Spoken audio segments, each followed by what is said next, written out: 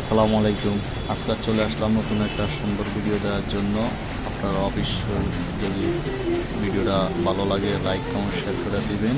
আর আমার পেজের নাম হচ্ছে লক্ষ্মীপুর টু জামালপুর।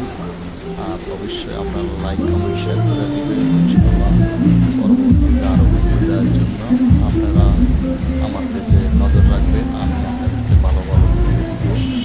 তো এরা আশা করি অবশ্যই দেখেন এত সুন্দর জিনিস। আল্লাহ তাআলা রহমতের মাছ দেখেন কত সুন্দর, যে মাছের কালার কত সুন্দর, মাছের অল্প পানিতে হাঁটতে আছে।